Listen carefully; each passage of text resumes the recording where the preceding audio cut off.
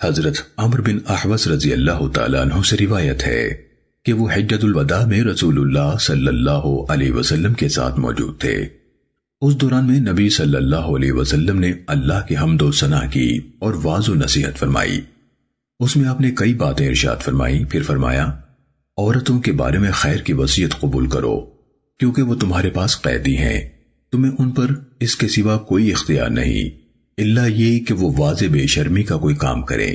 اگر وہ ایسی حرکت کریں تو ان سے بستروں میں الگ ہو جاؤ اور انہیں مارو، لیکن سخت پٹائی نہ ہو۔